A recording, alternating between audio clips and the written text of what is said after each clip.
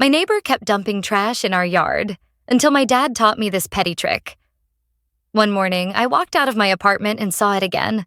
A greasy fast food bag stuffed with fries and napkins, tossed right into our front hedge. And the worst part? I knew whose car it came from. I'd caught my neighbor casually flicking her garbage out of her car window the week before, like our garden was her personal trash can. At first, I thought I could handle it the polite way. I grabbed the bag, marched over to her car, and slid it right under her windshield wiper, thinking, okay, she'll get the hint now. Problem solved. Yeah. No. The next morning, her car was gone, but the same trash was lying on the asphalt where she'd been parked. She had literally removed it and just dropped it on the ground like a toddler. My blood was boiling. So I picked it up again, carried it home, and just stared at it in my hands. I couldn't believe how entitled you had to be to litter in your own neighborhood and double down when someone tried to shame you for it. At that point, I realized I needed backup. And not just any backup. I needed my dad. See, my father has always been the king of petty revenge. He's not violent. He won't key your car or break your windows, but he will make you regret being an inconsiderate jerk. Growing up, I remember one time at a gas station when some guy cut off an elderly woman in line. My dad followed the dude home, waited until no one was looking, and let the air out of his tires. The guy didn't even know what hit him. So I called my dad that night. I said, "Hey, there's this woman in my building who keeps throwing trash in our garden. I tried being nice about it, but she's doubling down. What can I do to make her stop, without actually damaging her car?" My dad chuckled in that low, mischievous way he does, like I'd just asked a magician for his best trick. "Oh, I've got the perfect move for you. Harmless, cheap, but it'll ruin her morning." And that's when he told me about the zip tie. My dad leaned in like he was about to share a state secret. "All you need is one big zip tie," he said.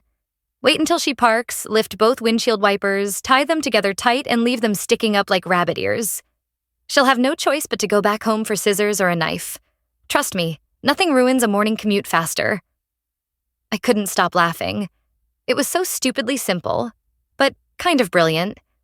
No damage, no crime, just pure inconvenience. And honestly, exactly my dad's style. That night, I went to the hardware store, bought a pack of industrial-sized zip ties, and waited. Sure enough, around 10 p.m., I saw her little silver sedan slide into its usual spot. The second the lights in the hallway went out, I grabbed the trash bag I'd been saving, crept down the stairs like some kind of vigilante raccoon, and got to work. My heart was pounding like I was about to rob a bank. I lifted her wipers, looped the zip tie, pulled it tight until I heard that little click, click, click, and tucked the trash bag right under them.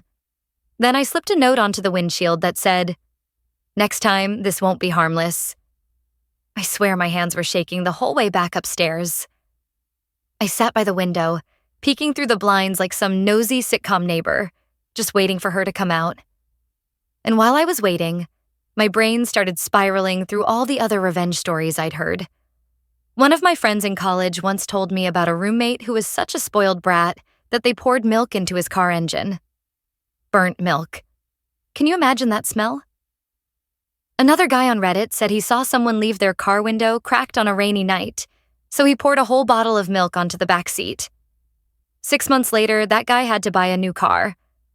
Compared to that, my little zip tie stunt was practically wholesome. But still, the anticipation of her reaction had me grinning like a maniac. Would she scream? Kick the car? Try to drive away with the wipers flopping around like tangled chopsticks? Whatever it was, I knew the show was about to start. The next morning, I woke up earlier than usual just to catch the show. I had my coffee in one hand and my blinds half open like I was binge-watching my own personal reality TV. And then, there she was. My neighbor strutted out in heels, coffee in hand, looking rushed and ready for work. She pressed her key fob, slid into her car, and that's when she noticed it. She froze. Her head tilted. Then she got out, tugged at her wipers once, twice, and realized they weren't going anywhere. I swear, I nearly spit my coffee across the room. She tried again, pulling harder, and the note fluttered into her lap. She snatched it up, read it, and suddenly her whole body language changed. She whipped her head around, scanning the lot like someone was about to jump out of the bushes, yelling, "Gotcha!" For a moment, I thought she'd spot me. My heart dropped into my stomach. But no. She stomped her foot, threw her head back, and marched back toward the building. Which meant only one thing. Scissors run. Victory had never tasted so sweet. And here's the kicker. She didn't even bother picking up the trash this time. She left it dangling under the wipers like a badge of shame, and by the time she finally got the car free, she was at least 15 minutes late. I checked the clock. Petty. Perfect. But in the middle of my gloating, I couldn't help but remember some of the wilder stories I'd heard. Like one guy online said his mom used to smear butter across people's wiper blades.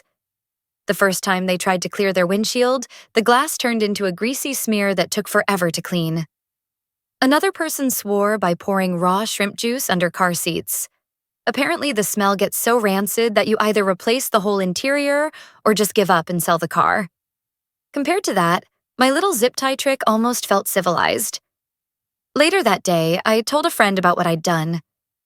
He laughed so hard he said, "Man, if you wanted to go nuclear, you should have tried that milk trick. Or better yet, bird seed in the wheel well. Sprouts growing out of your car? That's nightmare fuel." I shook my head. Nah. My dad taught me, the real art of petty revenge isn't destroying someone. It's making them late for work while they are holding their own garbage. Still, as I replayed the look on her face in my head, I wondered, what if she tried to get back at Emmy next? For the next couple of days, I couldn't stop checking the garden like some neurotic raccoon. Every time I took out my own trash, I'd scan the bushes, half expecting to see another greasy fast food bag waiting for me. But nothing. Not a single piece of garbage. At first, I felt triumphant. She learned her lesson. But then I started second-guessing myself. What if she was just biding her time? What if she was planning some counterattack?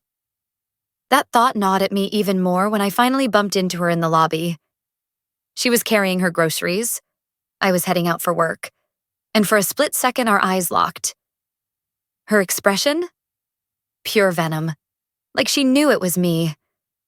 But instead of saying anything, she just smirked, lifted her chin, and walked past like I was invisible. And that smirk told me everything.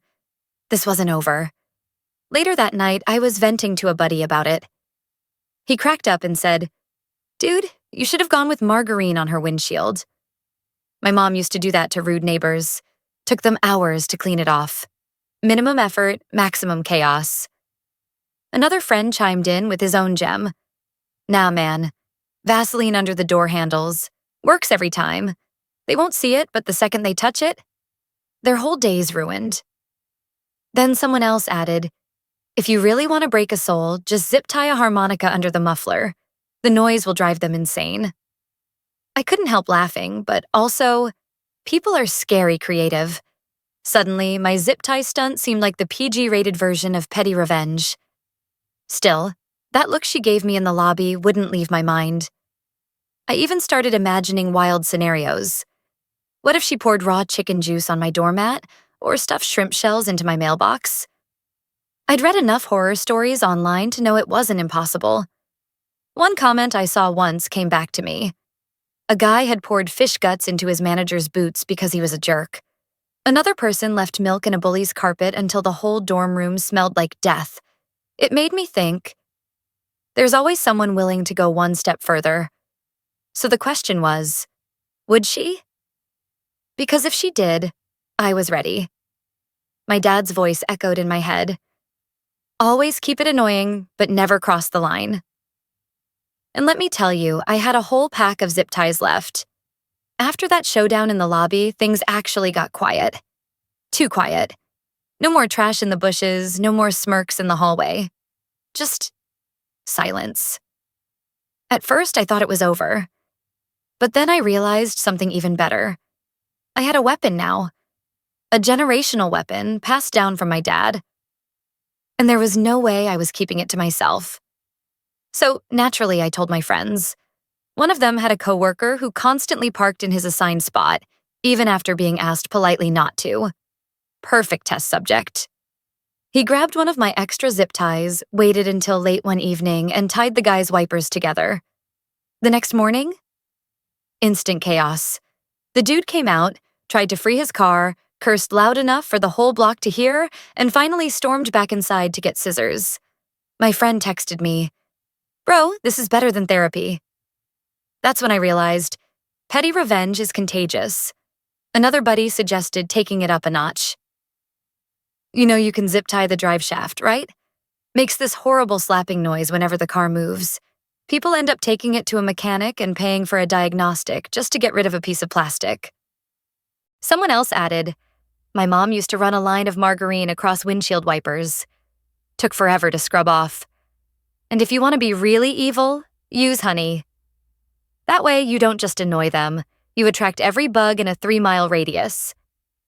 We sat around trading stories like campfire legends. One guy swore he knew someone who dumped used cooking oil across a thief's windshield in the dead of winter. Another talked about his dad freezing a car into a solid block of ice just by running a hose over it overnight. Minimum damage, maximum misery. Listening to all of this, I realized something. My dad wasn't just a one-off genius.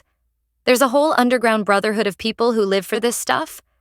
Not vandals, not criminals, just everyday folks making jerks pay, one petty inconvenience at a time. And honestly, it felt good to be part of that tradition. Still, in the back of my head, I couldn't shake the thought of my neighbor. Was she really done? Or was she just waiting for the perfect chance to even the score? Because if she ever did, I was more than ready to fire back.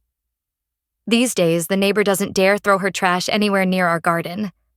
The hedge is spotless, the parking lot clean. Honestly, I don't even think it was about the trash anymore. It was about power. And after the zip tie stunt, she knew someone was watching. And me? I've leveled up. I keep a pack of heavy-duty zip ties in my glove compartment now, right next to the jumper cables, just in case. It sounds ridiculous, but I swear I've never felt more prepared. A coworker steals my parking spot? Zip tie. Some stranger blocks my driveway? Zip tie. It's like carrying pepper spray, except instead of safety, you get satisfaction. One of my friends even joked, "Man, if the cops ever search your car, you're gonna look like a serial killer. Zip ties, scissors, gloves, duct tape. You better have a good explanation ready." We laughed, but then I realized, yeah, that would look suspicious as hell. Still, I can't help but smile every time I think about my dad passing down this bizarre family legacy. He always told me, "Son, true revenge doesn't come from smashing windows or slashing tires.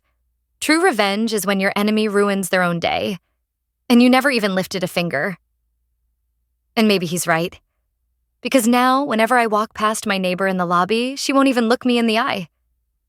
No smirks, no trash bags, nothing. Just silence. I guess paranoia is the best cleaner of all. But here's the thing. Part of me wonders if I went too far. Was it just harmless fun? Or did I cross that invisible line where petty revenge turns into something darker? So I'll throw it to you guys. What do you think? Was this genius or just unhinged? And more importantly, what's your best petty revenge story?